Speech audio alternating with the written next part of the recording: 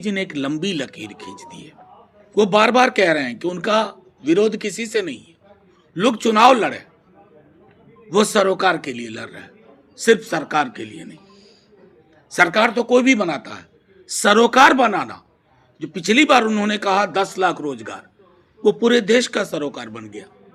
प्रधानमंत्री जी जैसे व्यक्ति जो मोटे डबल टेप लगा के बैठे हुए थे 2 करोड़ रोजगार के मसले पे, आज 500 नियुक्ति पत्र बांटने के लिए भी खड़े हो जाते हैं। तो जाहिर तौर पर चुनाव के मुद्दे ये होनी चाहिए एक वेलफेयर स्टेट में कि लोगों को कितनी रिलीफ मिले, रोजगार की क्या अवस्थिति है, तमाम चीजें डोमिसाइल को लेकर के लगातार चिंतन वो कर रहे हैं। नहीं, मैं आपको सीधी सी बात कहूं, ये कथा बंद हो गई थी करीब 1 हफ्ते पहले।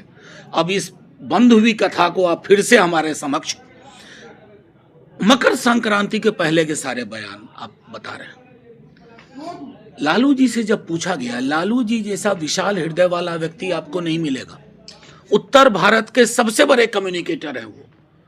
आप उस प्रश्न पूछने वालों का प्रश्न देखिए और लालू जी के शब्द को अगर सुनिए तो उनके भंगिमा को भी देखिए। भंगिमा और शब्द में अगर आप सामने नहीं बिठा पाएंगे तो समझ नहीं पाएंगे। दूसरा जो बाकी बयान आप बता रहे हैं वो मकर संक्रांति के दौरान था, सवाल उस तरह के थे। अप्रिय बात क्या करेंगे, क्या करेंगे? अगर आपके दरवाजे पे आ जाए तो कोई क्या बोलेगा? लेकिन एक पॉलिटिकल लाइन होती है वैचारिकता की, और वो लाइन ये है कि नीतीश जी इधर जाते हैं तो कहते हैं उधर कभी नहीं जाएंगे, उधर जाते हैं कहते हैं इधर कभी नहीं आएंगे। इस इधर उधर में तेजस्वी जी ने ये जरूर साफ कर दिया कि बिहार को किधर जाना चाहिए। बस देखिए, नहीं, एक चीज आपको मैं बताऊं, ये बहुत गंभीर प्रश्न है और इसका मुझे गंभीर जवाब देने दीजिए। ये जहरीली शराब से मरने वाले लोग कौन होते हैं? आम आवाम। कोई टॉप एलिट क्लास का व्यक्ति जहरीली शराब से नहीं मर रहा, क्योंकि उसको बेहतरीन शराब की सप्लाई बदस्तूर जारी है। जहरीली शराब का एक पूरा सिंडिकेट है और इस सिंडिकेट का ताल्लुक, माफी के साथ कहता हूं, गवर्नमेंट के स्ट्रक्चर के साथ, राज्य की संरचना के साथ। और राज्य की संरचना अगर चाहे तो इसको ध्वस्त कर दे 24 घंटे के अंदर, लेकिन चाहते नहीं।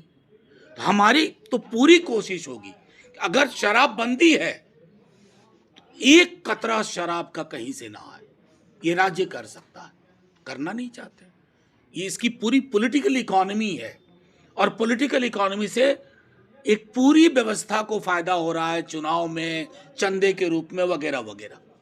जी नहीं, लगातार संपर्क में है। ये नहीं कह सकते कि प्रतिनिधन।